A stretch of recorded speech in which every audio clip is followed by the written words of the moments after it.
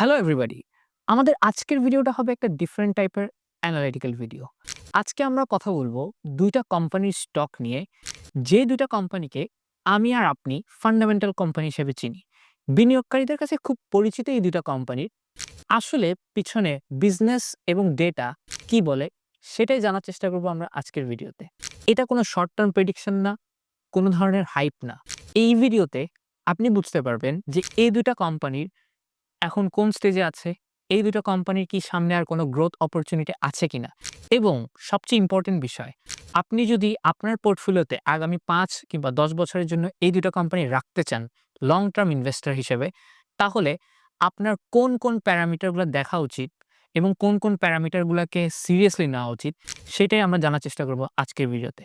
So without any further delay, let's dive into the video. ভিডিওটা শুরু করার আগে আমি আপনাদের কাছে একটা রিকোয়েস্ট করতে চাই। আপনারা যদি এমন এডুকেশনাল এবং ভ্যালুয়েবল কনটেন্ট আরো দেখতে চান, তাহলে আমাদের চ্যানেলটা অবশ্যই সাবস্ক্রাইব করবেন। সো আমাদের আজকের অ্যানালাইসিসের ফার্স্ট স্টকটা হচ্ছে স্কোয়ার ফার্মা। আমি জানি আপনাদের কাছে এই স্টকটা অনেক পরিচিত একটা স্টক। স্কোয়ার ফার্মা একটা ফান্ডামেন্টাল স্টক। সবাই আমাদেরকে বলেন যে এখানে আবার কি আছে? কিন্তু আজকে আমরা স্কোয়ার ফার্মাকে একটা ডিফারেন্ট অ্যাঙ্গেল থেকে দেখার চেষ্টা করব। সো আমাদের ফার্স্ট এ আমরা যে পয়েন্টটা দেখব সেটা হচ্ছে ফার্মাসিউটিক্যাল ইন্ডাস্ট্রি নিয়ে। আপনি যদি একটা জিনিস দেখেন যে বাংলাদেশের ফার্মাসিউটিক্যাল ইন্ডাস্ট্রি কিন্তু একটা গ্রোথ ইন্ডাস্ট্রি। হ্যাঁ, অনেকেই বলতে পারেন যে ভাই বাংলাদেশের ফার্মাসিউটিক্যাল ইন্ডাস্ট্রি এত ভালো গ্রো করে না। আসলে কিন্তু ঠিক না। ডলার টার্মস এ একটু কম থাকলেও যেহেতু আমাদের ডলারের এগেইনস্ট এ আমাদের টাকার মান কমে গিয়েছে, কিন্তু অরিজিনালি বাংলাদেশের ফার্মাসিউটিক্যাল ইন্ডাস্ট্রি একটা গ্রোইং ইন্ডাস্ট্রি। বাংলাদেশের ফার্মাসিউটিক্যাল ইন্ডাস্ট্রি বিগত ৪ বছরে অ্যারাউন্ড 8% সিএজিআর এ গ্রো করেছে, হুইচ ইস হিউজ। কারণ আমাদের সাধারণত যেটা জিডিপি, যে রেটে জিডিপি গ্রো করে, আমাদের জিডিপি গ্রো করে অ্যারাউন্ড 5 to 6% এ। সো ওখানে একটা ফার্মাসিউটিক্যাল মতো একটা ইন্ডাস্ট্রি 8% এ গ্রো করা, ইটস হিউজ। অ্যান্ড আমাদের ডেমোগ্রাফিক যে পপুলেশনটা ওইটাও দিন বেড়ে চলছে। সো এই কারণে আমাদের মেডিকেল নিডস এবং লাইফস্টাইল ইমপ্রুভমেন্ট এর দিক থেকেও কিন্তু ফার্মাসিউটিক্যাল ইন্ডাস্ট্রি অনেক বড় একটা ভূমিকা রাখে। আমি যদি এই ইন্ডাস্ট্রির ফ্রেমটা চিন্তা করি, তাহলে এই ইন্ডাস্ট্রিটা মূলত রুল করে হচ্ছে প্রথম ৫ টা কোম্পানি। ওকে? পুরা ইন্ডাস্ট্রির 53% মার্কেট শেয়ার কিন্তু হোল্ড করে টপ ৫ কোম্পানি। যার মধ্যে আছে square, Incepta, Beximco Pharma, healthcare Pharma এবং রেনাটা।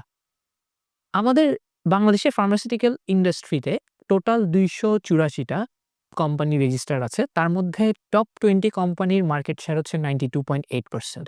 তার মানে বোঝাই যাচ্ছে পুরা ইন্ডাস্ট্রির ভ্যালুটাই concentrated only amongst the top 20 companies. And এখানে সবচাইতে স্ট্রংগেস্ট পজিশনে আছে হচ্ছে স্কোয়ার। স্কোয়ার শুধু আজকে স্ট্রংগেস্ট পজিশনে আছে তা না।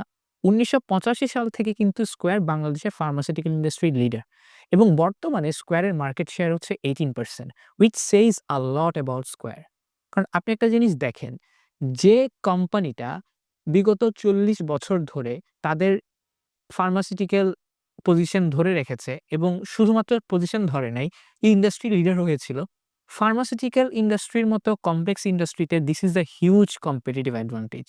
তার মানে আপনি এই জিনিসটা বুঝতে পারছি যে স এই কোম্পানিটা is for the long term. মানে আপনি ভয় পাওয়ার কিছু নাই যে আমি যদি এই কোম্পানিতে বিনিয়োগ করি, এই কোম্পানিটা কোনো কালকে হাওয়া হয়ে যাবে কিনা।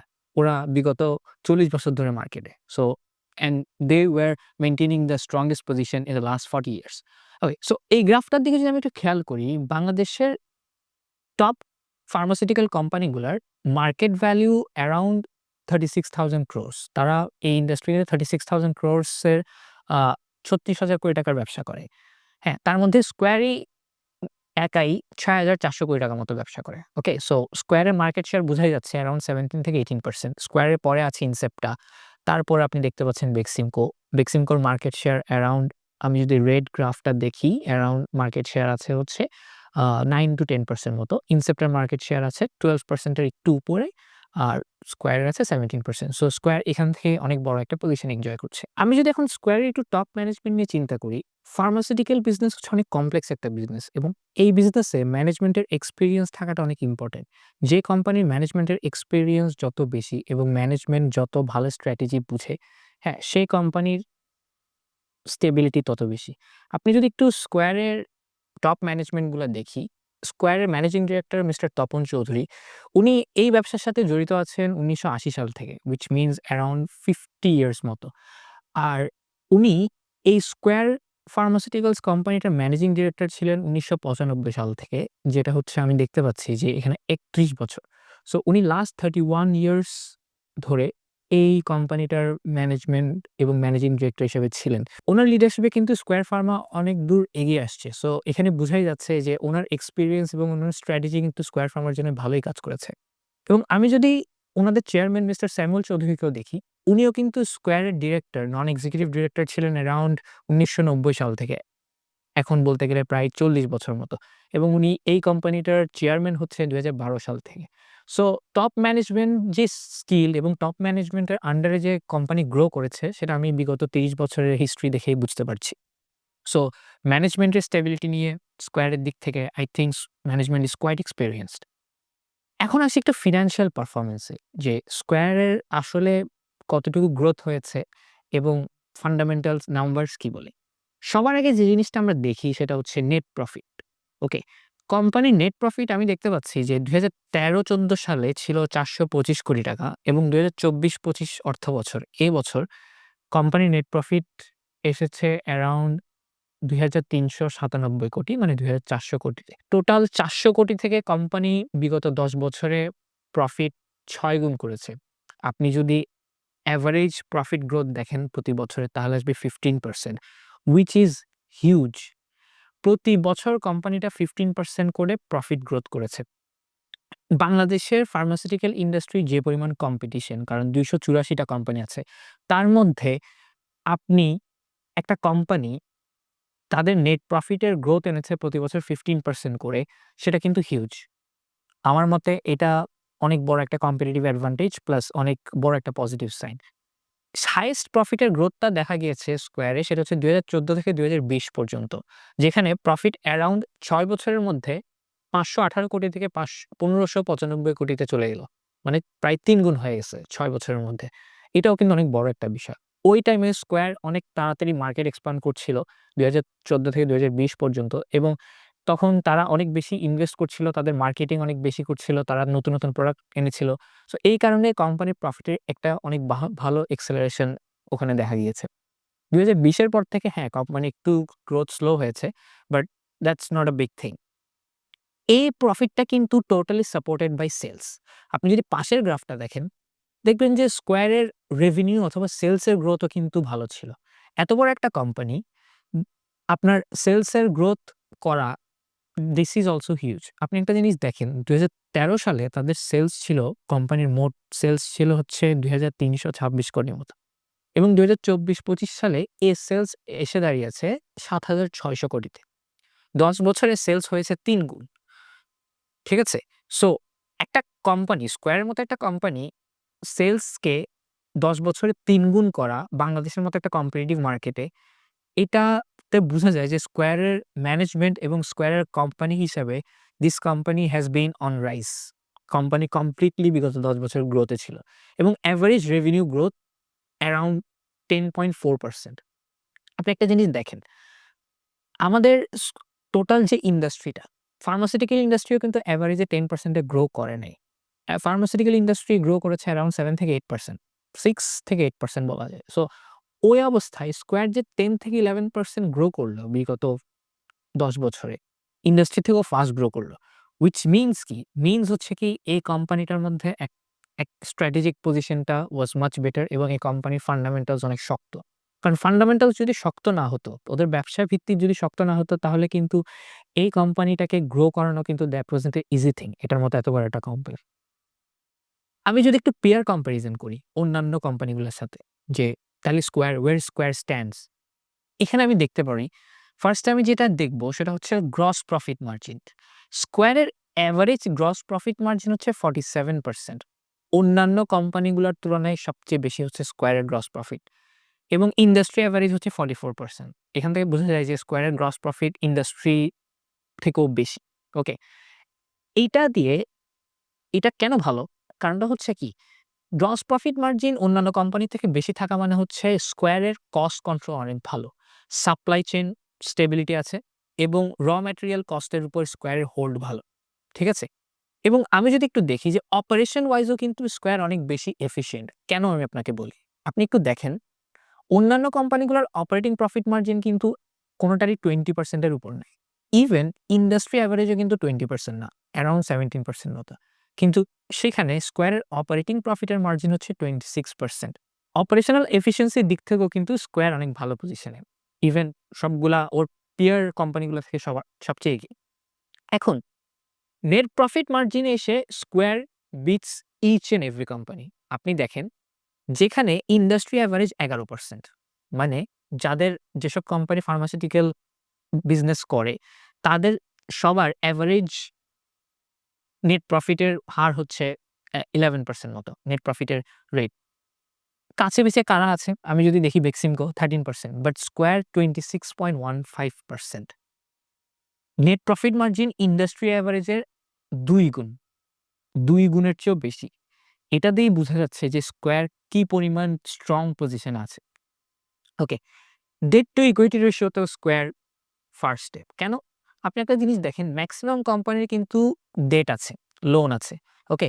প্রতি ৳১০০ র পরিবর্তে ৳১২, ৳৫৬, ৳৮৯, ৳৫১ মতো লোন আছে বেক্সিমকো, ফার্মা, রেনাটা, একমি, ইবনে সিনার। এবং ইন্ডাস্ট্রি এভারেজও কি বলে? যে ডেট টু ইকুইটি রেশিও 41.7%। সেখানে স্কোয়ার একটা লোন ফ্রি কোম্পানি। 0% ডেট। কোনো ডেটই নেই ইকুইটির তুলনায়। তার মানে হচ্ছে এই কোম্পানির অ্যাকচুয়ালি ব্যালেন্স শিটে কোনো রিস্ক নেই। কারণ লোন নাই, যেখানে লোন নাই সেখানে হচ্ছে কি লোন ছাড়া একটা কোম্পানি গ্রো করা মানে হচ্ছে কোম্পানির বেস অ্যাকচুয়ালি ইজ স্ট্রং। আপনি যদি কোম্পানির রিটার্ন রেশিও দেখেন, অন্যান্য কোম্পানির তুলনায় কিন্তু স্কোয়ারের রিটার্ন রেশিও অনেক ভালো। ৫ বছরের এভারেজ রিটার্ন অন ইকুইটি দাঁড়াচ্ছে 18%, হুইচ মিনস প্রতি ৳১০০ ইকুইটির পরিবর্তে স্কোয়ার কিন্তু ৳18 জেনারেট করছে। বেক্সিমকো কাছাকাছি থাকলেও এত বেশি না। রেনাটার কিছুটা আছে, একমি অনেক কম। ইবনে সিনার 21% আছে। হ্যাঁ, ইবনে সিনা কিছুটা এফিশিয়েন্ট এদিক থেকে। তবে অন্যান্য মার্জিনে ইবনে সিনা অনেক পিছানো। ওকে, সো এখান থেকেও আমি বলব যে পিয়ার কম্প্যারিজন করলে square is in a much better position. And যে কোম্পানিটা বর্তমানের অর্থনীতির এত বাজে অবস্থায়ও এত ভালো পজিশন ধরে রেখেছে, সো সেটা সামনে লং টার্মে কিন্তু অনেক ভালো পারফর্ম করার চান্স আছে বিজনেসে। আরো একটা অনেক বড় ফ্যাক্টর আমার মতে যেটা স্কোয়ারের সামনে ভ্যালুটা ক্রিয়েট করবে সেটা হচ্ছে এক্সপোর্টস। এখন আপনি বলতে পারেন যে ভাই এক্সপোর্টস তো অত বেশি সিগনিফিক্যান্ট ভ্যালু না। কিন্তু আপনি যদি একটু গ্রাফটা দেখেন ২০১৩-১৪ সাল থেকে শুরু করে ২০২৪-২৫ পর্যন্ত কিন্তু স্কোয়ারের এক্সপোর্টের গ্রোথ কিন্তু অনেক ভালো। ২০১৩-১৪ সালে কিন্তু স্কোয়ার বছরে টোটাল ৳৮৫ কোটি এক্সপোর্ট করে, 85 ক্রোরস। এবং এটা কিন্তু স্টেডিলি বাড়তে এখন ২০২৪-২৫ এর অ্যানুয়াল রিপোর্ট অনুযায়ী স্কোয়ারের টোটাল আ এক্সপোর্টের অ্যামাউন্ট দাঁড়িয়েছে 253 ক্রোরস, ৳২৫৩ কোটি। হুইচ মিনস ১০ বছরের মাথায় কিন্তু তারা অ্যারাউন্ড ৩ গুণ করেছে এক্সপোর্টের টাকা। অ্যান্ড স্কোয়ার নেক্সট ভ্যালুটা ড্রাইভ করার চেষ্টা করছে কিন্তু ইন্টারন্যাশনাল মার্কেট থেকে। আপনারা যদি স্কোয়ার অ্যানুয়াল রিপোর্ট একটু এনালাইজ করে দেখেন, দেখবেন স্কোয়ার ফিলিপিন্স, তারপর হচ্ছে আপনার কেনিয়া, তারা ওখানে ফ্যাক্টরি এস্টাবলিশ করেছে এবং ওই ফ্যাক্টরিগুলো অলরেডি প্রোডাকশনে গিয়েছে এবং তারা বিভিন্ন ধরনের মিডল ইস্ট এবং সাউথ আফ্রিকান মার্কেটগুলো ধরার চেষ্টা করছে, যেগুলো সামনে এমার্জিং এবং গ্রোথ মার্কেট হইতে পারে। So export sector I think স্কোয়ারকে সামনে অনেক বড় একটা রেজাল্ট এনে দিবে। অ্যান্ড এখন আমি একটু আসি ভ্যালুয়েশন এ। ভ্যালুয়েশন কেন আমার কাছে অনেক ইম্পোর্টেন্ট স্কোয়ারের। দেখেন, এই কোম্পানিটার আপনি যদি বারগুলা দেখেন যে ডিভিডেন্ড ২০১৬ সালে স্কোয়ারের ডিভিডেন্ড ছিল ৳৩। প্রতি শেয়ারে তারা ৳৩ ডিভিডেন্ড দিত। অ্যান্ড এই ডিভিডেন্ডটা কিন্তু স্টেডিলি বেড়েছে। এখন ২০২৫ সালে তারা ডিভিডেন্ড দিয়েছে ৳১২, হুইচ মিনস ডিভিডেন্ড কিন্তু এই ২০১৬ থেকে ২০২৫ এ ৪ গুণ বেড়েছে। 4 টাইমস পার শেয়ার ডিভিডেন্ড। গ্রোথ রেট যদি আপনি দেখেন ডিভিডেন্ড 15% করে গ্রো করেছে। আমার মনে হয় না অন্য কোনো ফার্মাসিউটিক্যাল কোম্পানি তাদের ডিভিডেন্ড বিগত ১০ বছরে 15% করে গ্রো করতে পেরেছে। এবং ২০২১ থেকে ২২ সালে কিন্তু ডিভিডেন্ডের গ্রোথটা সবচেয়ে বেশি হয়েছে। সো আমি এই জিনিসটা বলতে পারব যে স্কোয়ার কিন্তু একটা শেয়ার হোল্ডার ফ্রেন্ডলি কোম্পানি। কারণ আপনি দেখেন তারা যে হারে প্রফিট গ্রো করেছে 15% করে, সে হারে কিন্তু তারা ডিভিডেন্ডও গ্রো করেছে। সো ডিভিডেন্ডের দিক থেকে স্কোয়ার কিন্তু শেয়ার হোল্ডারদেরকে ভালো করে রিটার্ন দিয়েছে। ভ্যালুয়েশন এর দিক থেকে কিন্তু স্কোয়ার অনেক ডাউনে। আপনি দেখেন স্কোয়ারের ২০১৬, ১৭, ১৮, ১৯ সালে যদি একটু দেখেন, স্কোয়ার কিন্তু সবসময় ২৫-২০ পির উপরেই থাকতো। আপনি যদি রেড গ্রাফটা একটু দেখেন। রেড লাইনে আপনি দেখবেন যে পি রেশিও সবসময় ২০১৬ তে ২৫ এর উপরে সরি ২০১৬ তে ২০, ২৫, ২০১৬ থেকে ১৮ এর মধ্যে ২০, ২৫ এর মধ্যে আছে। হ্যাঁ? কিন্তু ২০১৯ এর পর থেকে ২০২০ এর পর থেকে কিন্তু স্কয়ারের পি রেশিও ক্রমাগত ডাউন। which means স্কয়ার কিন্তু তাদের প্রফিটের গ্রোথের তুলনায় কিন্তু ভালোই আন্ডার ভ্যালুড এখন। আপনি একটা জিনিস চিন্তা করে দেখেন, স্কয়ারের পি রেশিও 25 থেকে বিগত ১০ বছরে 7 এ চলে এসেছে। এখন বর্তমানে স্কয়ারের পি রেশিও আমরা দেখতে পাচ্ছি যে অ্যারাউন্ড 7 এর কাছাকাছি। হ্যাঁ, ক যে কোম্পানিটার পি রেশিও অ্যারাউন্ড ফি ফি 18 থেকে 20 এর উপর থাকতো সেটা এখন 7, which means this is a clear indication of undervaluation গ্রোথের তুলনায়। আমি জানি না মার্কেট কখন স্কয়ারকে ভ্যালু করবে, বাট যদি আপনি ভ্যালু স্টক চান, ভ্যালু স্টক হিসেবে স্কয়ার ইজ রিয়ালি আন্ডারভ্যালুড। আপনি যদি পি রেশিও এর কথা চিন্তা করে দেখেন। এখন একটু আসি ফিউচার ভ্যালুয়েশন এ, যে আমরা আসলে কি চিন্তা করছি যে স্কয়ার কি হইতে পারে? আমি কোন ধরনের ডিসিএফ ক্যালকুলেশন, এনএভি ক্যালকুলেশন অথবা খুব complex financial modelling, financial forecasting এ যাব না। আমি একটা খুব সিম্পল এবং সহজ ভাষায় একটা ভ্যালুয়েশন করব। দেখেন, স্কয়ার 15% করে প্রফিট গ্রো করেছে বিগত ১০ বছর। আমি যদি খুব কনজারভেটিভ রেটও ধরি, নট 15%, আমি যদি চিন্তা করি যে স্কয়ার আগামী ১০ বছর যদি 10% করেও প্রফিট গ্রো করতে পারে। কারণ আমাদের অর্থনীতি এখন সবচাইতে খারাপ পজিশনে। সো অর্থনীতি যদি ঘুরে দাঁড়ায় আগামী ৫-১০ বছর অর্থনীতি ভালো করার একটা চান্স আছে। সো আমাদের ফার্মাসিউটিক্যাল মার্কেট যেভাবে গ্রো করছে, পপুলেশন ডেমোগ্রাফি যেভাবে গ্রো করছে, সেভাবে স্কয়ারের মতো একটা কোম্পানি গ্রো করা উচিত। সো আপনি যদি বিগত ১০ বছরে ১৫% গ্রোথ যেটা হয়েছে সেটা থেকে যদি আরো কমায়ও আনেন, যদি আপনি কনজারভেটিভ ও ধরেন তাহলে আমি ১০% গ্রোথ রেট ধরলাম। সো ইপিএস এবছর দাঁড়িয়েছে ৳27, ৳২৭ মতো প্রতি শেয়ারে, এবং 10% করে যদি আমি গ্রো করাই, ২০৩৫ সালে ইপিএস দাঁড়াবে ৳৭০ থেকে ৳৭১। ফাইন, ভালো। তাহলে আপনার ২০১০ ৩৫ সালে ইপিএস দাঁড়াচ্ছে ৳৭০.৩০। আমি যদি চিন্তা করি যে স্কয়ার সবসময় এভারেজ পি রেশিওতে ছিল ১৫ থেকে ১৬ তে। ওকে? এখন বর্তমানে পি রেশিও আছে 7। পি রেশিও যদি সামান্য রিরেট করে, ইভেন 7 থেকে যদি 9 অথবা 10-11 এও যায়, তাহলে 70 ইপিএস ধরে 9-11 পি রেশিও চিন্তা করলে স্কয়ারের শেয়ার প্রাইস দাঁড়ায় হচ্ছে ৳৬৩০ থেকে ৳৭৭০ রেঞ্জে ২০৩৫ সালে। তার মানে আগামী ১০ বছরে স্কয়ারের শেয়ার এখন বর্তমানে যে ৳২০০ আছে ওখান থেকে ৩ থেকে ৪ গুণ হওয়ার চান্সেস আছে, যদি মার্কেট কমপ্লিটলি স্কয়ারকে ভ্যালু করে। ওকে? ইভেন আমি ধরে নিচ্ছি পি রেশিও জাস্ট সামান্য রিরেট হয়েছে। হ্যাঁ? এবার আপনি চিন্তা করে দেখেন মার্কেট যদি ভালো হয়, এই পি রেশিও যদি ১৫-১৬ তে যায়, হ্যাঁ? তাহলে 70 ইপিএস এ ১৫-১৬ মানে হচ্ছে square can cross ৳১,০০০ per share. হ্যাঁ, আমাকে অনেকেই বলতে পারেন এটা কখনো হয় নাই বাংলাদেশের মার্কেটে। বাট যদি কোম্পানির ইপিএস 70 তে যায়, the calculation Sage it all. এখন আসি একটু ডিভিডেন্ডে। আপনি একটা জিনিস দেখেন, আমরা দেখলাম যে স্কয়ার কিন্তু বিগত ৮-৯ বছরে আ ডিভিডেন্ড গ্রো করেছে 15% এ। সো আমি যদি 15% রেটে যদি ডিভিডেন্ডকে গ্রো করাই, ওকে? আজকে ২০২৫ সালে ডিভিডেন্ড দিয়েছে ৳১২, কিন্তু ২০৩৫ সালে এই ডিভিডেন্ড দাঁড়াবে ১৫% করে গ্রো করলে ৳৪৮.৫০। আপনি যদি ১০ বছরের ডিভিডেন্ড যোগ করেন, তাহলে আপনি ৳২৯০ মোট ডিভিডেন্ড পাচ্ছেন ২০৩৫ সালে। মানে ৳২০০ দিয়ে যদি আপনি শেয়ারটা কিনেন, তাহলে আপনি ৳২৯০ মতো ডিভিডেন্ড পাবেন আমাদের ক্যালকুলেশন অনুযায়ী। Just simple calculation. No DCF calculation, no feature forecasting, no complex modelling. Just simple.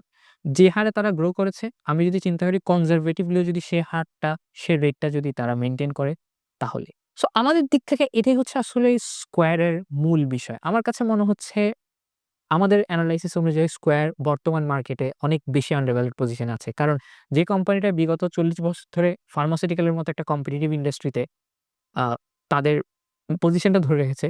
So তাদের সামনে গ্রোথ করার পসিবিলিটি অনেক বেশি। এখন আসি আমরা আমাদের নেক্সট স্টক, যেটাকে আমরা সবাই ফান্ডামেন্টাল স্টক হিসেবে চিনি। এটা ব্যাংকের স্টক। কিন্তু আমরা বুঝার চেষ্টা করব যে এই ফান্ডামেন্টাল এর পিছনের নাম্বারগুলো আসলে কি বলে। সো চলেন আমরা দেখি আমাদের নেক্সট স্টকটা কি। সো আমাদের নেক্সট স্টক হচ্ছে ব্র্যাক ব্যাংক। ব্র্যাক ব্যাংক, অনেকে আমাকে বলবেন, "হ্যাঁ, ব্র্যাক ব্যাংক ওভারভ্যালুড হয়ে গিয়েছে। ব্র্যাক ব্যাংক এই অবস্থা, ব্র্যাক ব্যাংকের ওই অবস্থা।" চলেন আমরা একটু ব্র্যাক ব্যাংকের ফান্ডামেন্টালস টা দেখার চেষ্টা করি যে ব্র্যাক ব্যাংক আসলে কোন নাম্বারে এগিয়ে আছে, কোন নাম্বারে পিছিয়ে আছে। ১ম এ আমি একটু ব্র্যাক ব্যাংকের এনালাইসিস শুরু করার আগে আমি যে জিনিসটা বলব সেটা হচ্ছে কোয়ালিটেটিভ ফ্যাক্টরস। বাংলাদেশের ব্যাংকিং ইন্ডাস্ট্রি অনেক রেগুলেটেড ইন্ডাস্ট্রি।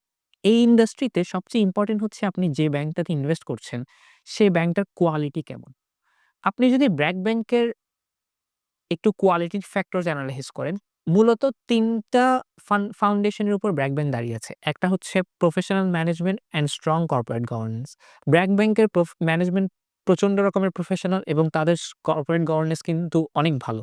হ্যাঁ, আপনি যদি প্রিমিয়াম সেগমেন্টেও যদি ব্র্যাক ব্যাংকে ফেলেন এই কর্পোরেট গভর্নেন্স এর সাইড থেকে, তাহলে কিন্তু আমি বলব ব্র্যাক ব্যাংক শীর্ষ ২ টা ৩ টা ব্যাংকের মধ্যেই থাকবে।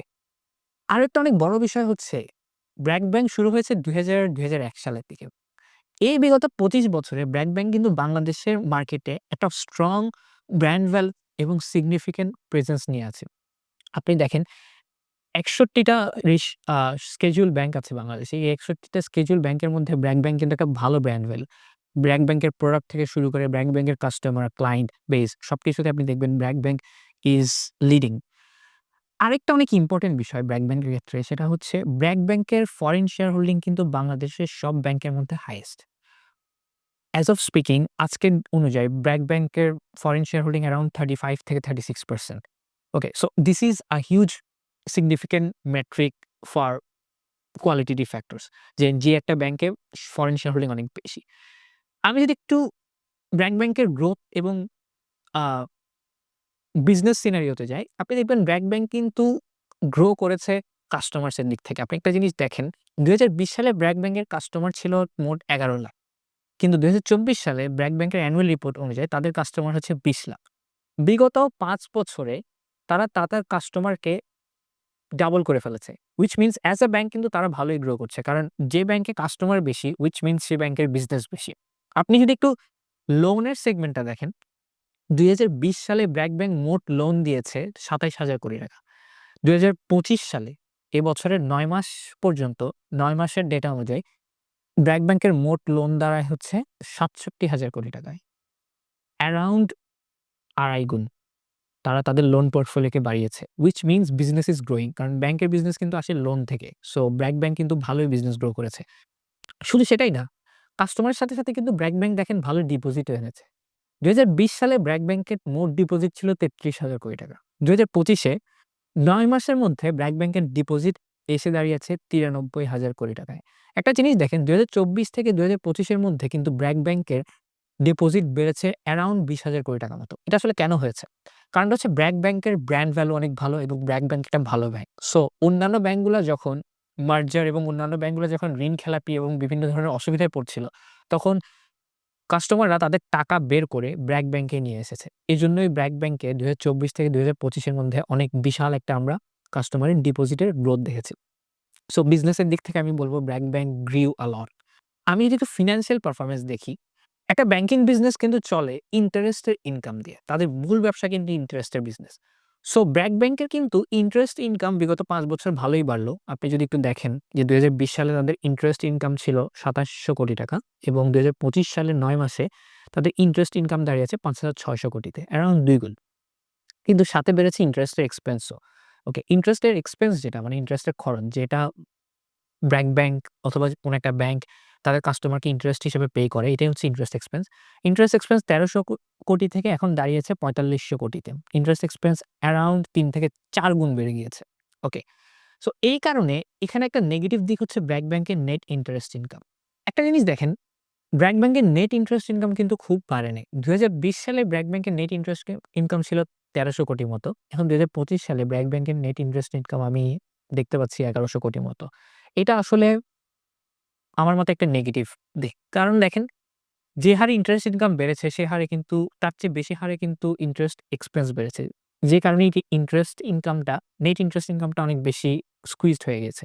নেট ইন্টারেস্ট মার্জিন অ্যারাউন্ড 9.77% থেকে 4.98% এ চলে আসছে। সো এদিক থেকে কিন্তু BRAC bank I think is not in a good position. এখানে একটা ভালো জিনিস হচ্ছে ব্র্যাক ব্যাংকের নেট প্রফিট অনেক গ্রো করেছে। আপনি যদি ব্র্যাক ব্যাংকের নেট প্রফিটটা দেখেন নিচে ৪০৪ কোটি থেকে বিগত ৫ বছরে নেট প্রফিট এসে দাঁড়িয়েছে ১৫০০ কোটির মতো ৯ মাসে। হুইচ মিনস নেট প্রফিট বেড়েছে ৪ গুণ মতো। এই নেট প্রফিটের মেক্সিমামটা এসেছে কিন্তু ইনভেস্টমেন্ট ইনকাম থেকে। ব্র্যাক ব্যাংক যে পরিমাণ টাকা সরকারি বিল বন্ড এবং ট্রেজারি বন্ডে ইনভেস্ট করেছে, ওখানের ইন্টারেস্ট থেকেই ইনকামটা এসেছে। আপনি দেখেন ২০২০ সালে ইনভেস্টমেন্ট ইনকাম ছিল ৮০০ কোটির মতো। ২০২৫ সালের ৯ মাসে এই ইনভেস্টমেন্ট ইনকাম মোটামুটি ৩৩০০ কোটিতে। ওকে? সো ইনভেস্টমেন্ট ইনকাম অনেক হিউজ গ্রোথ হয়েছে, যে কারণে এটার একটা ইফেক্ট আমরা দেখতে পাচ্ছি নেট প্রফিটে। এটাকে অনেকেই নেগেটিভলি বলবেন যে ইনভেস্টমেন্ট ইনকাম থেকে নেট প্রফিটটা এসেছে। আসলে ব্যাংকের কোনো ওভাবে ইনকাম হয় নাই। জিনিসটা সম্পূর্ণ ভুল। কেন আমি আপনাকে বলি। বেশি কাস্টমার আসা, ব্যাংকের বিজনেস বাড়া, এটা কিন্তু ব্যাংকের প্রফিটে অনেক বড় একটা ফ্যাক্টর।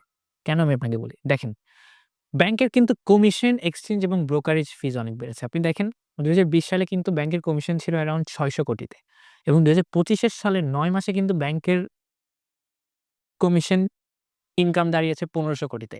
বুঝা যাচ্ছে যে ২০২৫ সালের পুরাটা যদি আমরা ধরি, যদি ব্যাংকের কিছুদিন পর অ্যানুয়াল রিপোর্ট আসে, হ্যাঁ, অ্যারাউন্ড ১৮০০ কোটিতে যাবে। তার মানে হচ্ছে বিজনেস বাড়ার সাথে, সাথে কিন্তু তাদের কমিশনের ইনকামটাও বেড়েছে। এটা কিন্তু ব্র্যাক ব্যাংকের জন্য একটা অনেক বড় পজিটিভ দিক। আরো একটা অনেক বড় পজিটিভ দিক হচ্ছে কস্ট টু ইনকাম রেশিও। যে ব্যাংকের কস্ট টু ইনকাম রেশিও মানে ইনকামের তুলনায় কস্টিং কম, সে ব্যাংক তত এফিশিয়েন্ট। আপনি দেখেন ২০২০ সালে কিন্তু ব্র্যাক ব্যাংকের কস্ট টু ইনকাম রেশিও ছিল 71% মতো। কিন্তু ২০২৫ সালের ডেটা এখনো আসে নাই। বাট ২০২৪ সালে আমি দেখতে পাচ্ছি ব্র্যাক ব্যাংকের cost to income ratio 57%। BRAC bank কিন্তু বিগত ৫ বছরে তাদের বিজনেসকে অনেক এফিশিয়েন্ট করেছে। যে কারণে তাদের কস্ট টু ইনকাম রেশিও অনেক কমে এসেছে 71% থেকে 57%। এই গেল হচ্ছে ব্র্যাক ব্যাংকের financial performance. So financial performance থেকে আমি দেখতে পাচ্ছি যে কমিশন বাড়াটা is a positive side, cost to income ratio is a positive side and operating profit বাড়াটা ইজ আ পজিটিভ সাইড। এখন সবচাইতে বড় বিষয় হচ্ছে ব্যাংকিং সেক্টরের ক্ষেত্রে, সেটা হচ্ছে নন পারফর্মিং লোন কিংবা ঋণ খেলাপি। ব্র্যাক ব্যাংকের নন পারফর্মিং লোন কখনোই ৪% এর উপর যায় না। আপনি যদি ২০১৬ থেকে ব্র্যাক ব্যাংকের রেকর্ড দেখেন, ব্র্যাক ব্যাংকের নন পারফর্মিং লোন অ্যারাউন্ড ৩ থেকে 4% এর মধ্যেই ছিল। মানে প্রতি ৳১০০ লোনের মধ্যে ব্র্যাক ব্যাংকের ৩ থেকে ৪ টাকাই মাত্র ঋণ খেলাপি ছিল। অ্যান্ড ইন্টারন্যাশনাল স্ট্যান্ডার্ড ওয়াইজ ঋণ খেলাপি অথবা নন পারফর্মিং লোনের রেশিও 5% এর নিচে থাকা is the best metric. International অনুযায়ী যেসব ব্যাংকের এনপিএল রেশিও 5% এর নিচে, they are considered as good banks or the best banks. So এটা অনেক বড় একটা বিষয়। আপনি একটা জিনিস দেখেন, ব্র্যাক ব্যাংকের লোনের যে পোর্টফোলিওটা, ব্র্যাক ব্যাংকের মেক্সিমাম লোন কিন্তু এসএমই সেক্টরে, স্মল এবং মিডিয়াম এন্টারপ্রাইজে। এই মাঝারি এবং ক্ষুদ্র শিল্পে ব্র্যাক ব্যাংকের লোন সবচেয়ে বেশি। কিন্তু এসএমই সেক্টরে বাংলাদেশের লোনের খেলাপিটা অনেক বেশি হয়। সো যেসব ব্যাংকের এক্সপোজার এসএমই সেক্টর আছে, তাদের ঋণ খেলাপিটা অনেক বেশি থাকে সাধারণত। কিন্তু ব্র্যাক ব্যাংক যে একটা ভালো ব্যাংক, এটার পরিচয় এসেছে এই জায়গাটাতে। এসএমই সেক্টরে মেক্সিমাম লোন থাকার পরেও কিন্তু ব্র্যাক ব্যাংক তাদের এনপিএল পার্সেন্টেজ অনেক বেশি মেইনটেইন করতে পেরেছে। আপনি একটা জিনিস দেখেন, ২০২৪ এ ২০২২ এ এসএমই সেক্টর ছিল 46% লোনের পোর্টফোলিওতে। ২০২৩ এ এসএমই সেক্টর ছিল 45%, ২০২৪ এ এসএমই সেক্টর 42% এবং তারা ধীরে, ধীরে বাড়িয়েছে তাদের কর্পোরেটটা। বাড়ানোর পরেও কিন্তু তাদের ঋণ খেলাপি অত বেশি যায় নাই। আপনি দেখেন ঋণ খেলাপি বরঞ্চ ২০২৪ সালে 2.63% এ নেমে এসেছে। সো ঋণ খেলাপির দিক থেকে আমি বলব BRAC bank is in a very strong position.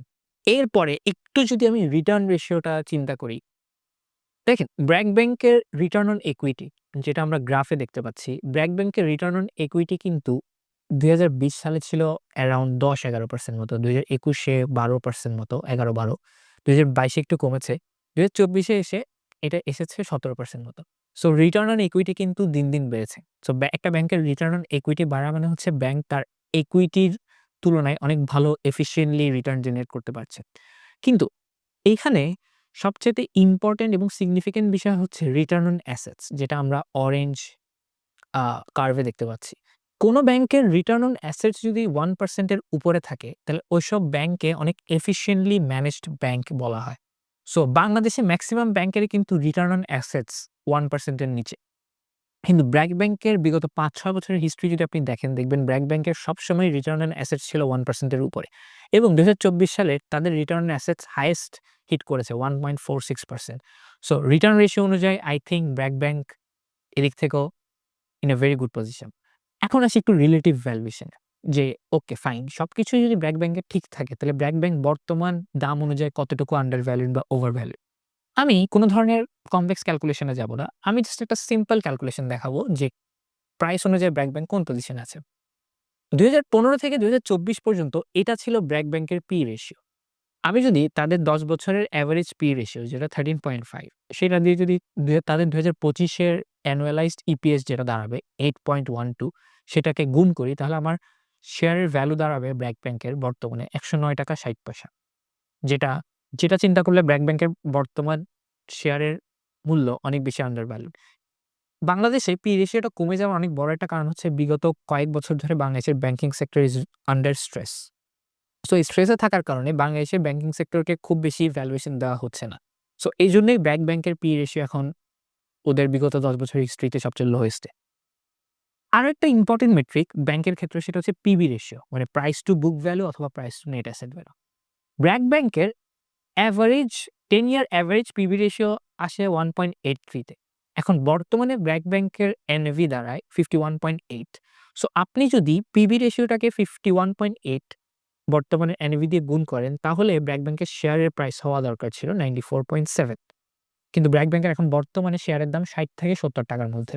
So এখানেও বোঝা যাচ্ছে ব্র্যাক ব্যাংক কিন্তু এই তুলনায় আন্ডার ভ্যালু। ওকে? সো সবচেয়ে ইম্পোর্টেন্ট বিষয় এখন যে ব্র্যাক ব্যাংক কোন দিক থেকে আগানো, কোন দিক থেকে পিছানো।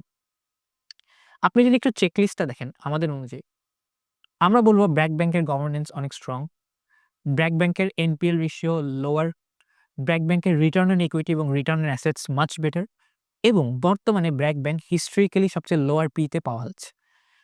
এখন যে ২ টা দিক থেকে আমাদের মতে ব্র্যাক ব্যাংকের নেগেটিভ জায়গায়, সেটা হচ্ছে নেট ইন্টারেস্ট মার্জিন ডিক্লাইন। একটা ব্যাংকিং বিজনেসের মূল জিনিসটা আসে হচ্ছে নেট ইন্টারেস্ট ইনকাম থেকে। যে ব্যাংকিং বিজনেসের নেট ইন্টারেস্ট মার্জিনটা ডিক্লাইনে, ওটা দিয়ে বোঝা যাচ্ছে যে ব্যাংকের মূল বিজনেস কিন্তু এখন একটু প্রেশারে আছে। আরো একটা নেগেটিভ সাইড মার্কেট যেটা বলছে সেটা হচ্ছে ইনভেস্টমেন্ট ইনকাম। ব্র্যাক ব্যাংকের investment income is too high. অনেকাংশে দেখা যাচ্ছে যে ব্র্যাক ব্যাংকের ইনভেস্টমেন্ট ইনকাম তাদের নেট ইন্টারেস্ট ইনকাম থেকেও বেশি।